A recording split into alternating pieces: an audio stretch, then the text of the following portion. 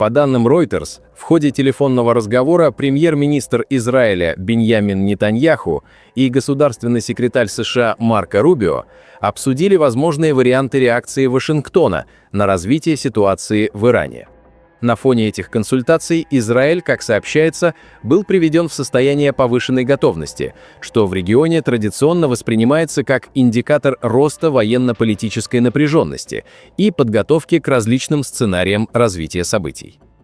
Практически одновременно Китай выступил с жестким заявлением, дав понять, что не намерен оставаться в стороне в случае внешнего давления на Тегеран.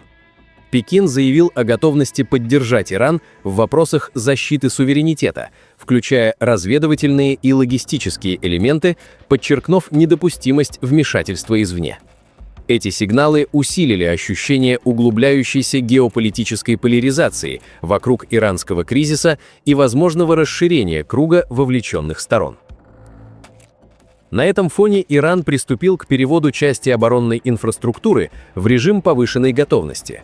Были опубликованы уведомления НОТАМ о временных ограничениях в воздушном пространстве, что обычно указывает на усиление мер безопасности вокруг стратегически важных объектов и ключевых направлений, а также на подготовку к потенциальным внешним рискам. Одновременно фиксируется рост военной активности США в регионе Персидского залива, а также циркуляция сообщений о превентивных шагах со стороны иностранных дипломатических миссий. Дополнительное внимание привлекли публикации израильского журналиста Амита Сигала о перемещениях американской военной авиации вблизи Ирана, совпавшие по времени с обращениями представителей иранской оппозиции, призывающих к международной поддержке и усилению внешнего давления. В информационном пространстве также обсуждаются неформальные индикаторы повышенной активности американского оборонного ведомства. В частности, открытые источники обращают внимание на резкий рост нагрузки на сервисы доставки еды в районах, прилегающих к Пентагон, а также на изменение режима работы развлекательной инфраструктуры. Подобные наблюдения традиционно связывают с переходом ведомства в напряженный рабочий режим, хотя официального подтверждения их практической значимости не приводится. Параллельно, мониторинговые ресурсы сообщают о зафиксированных взлетах стратегических бомбардировщиков B-52H с авиабаз на территории США.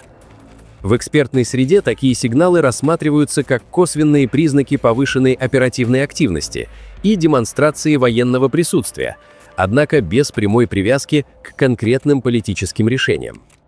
Ключевым и наиболее чувствительным сигналом стало экстренное сообщение Государственного департамента США с рекомендацией американским гражданам немедленно покинуть территорию Ирана, используя маршруты через Армению или Турцию.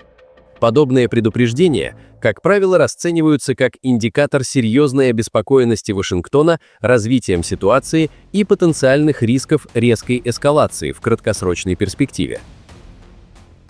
В дипломатическом контуре также прозвучали заявления Москвы и Пекина.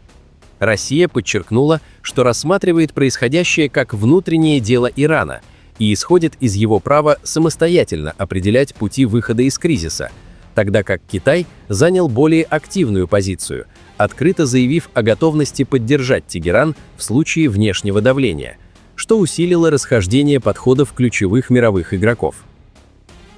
Риторика президента США Дональда Трампа, регулярно комментирующего события, дополнительно усиливает напряженный информационный фон. В его заявлениях Иран все чаще описывается как страна, находящаяся в критической фазе, при этом часть аналитиков указывает, что прямое военное вмешательство может привести к обратному эффекту и консолидировать общество вокруг действующей власти, тогда как ограниченные и точечные сценарии давления рассматриваются как менее рискованные с точки зрения региональной стабильности. На внутреннем иранском треке ситуация остается крайне напряженной. В парламенте продолжают звучать жесткие лозунги в адрес США, а оценки числа погибших в ходе беспорядков существенно расходятся в зависимости от источников, что активно используется сторонами в информационной и политической борьбе. Израильские СМИ, в свою очередь, сообщают о возможных изменениях военной конфигурации Ирана и элементах подготовки к потенциальной эскалации, однако официального подтверждения этих сообщений со стороны Тегерана пока не последовало.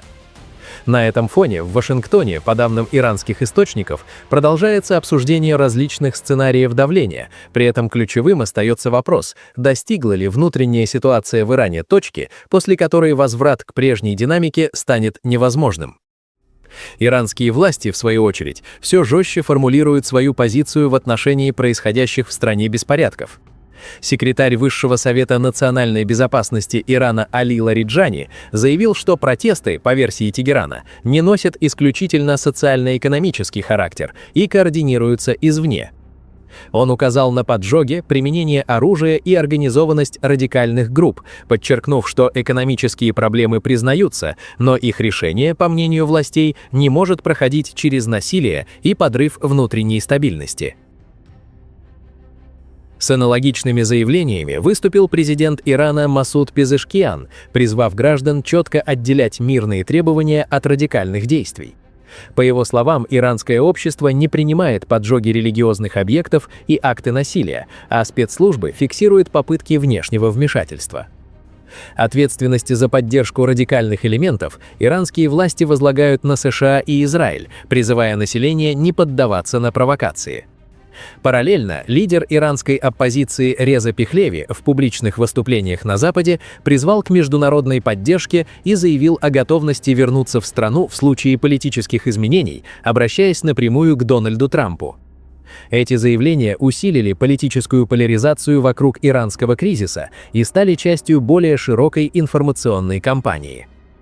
На региональном уровне растет обеспокоенность возможными последствиями дестабилизации Ирана, учитывая его многонациональный состав и наличие внутренних этнополитических рисков, способных затронуть не только Ближний Восток, но и сопредельные регионы, включая Южный Кавказ.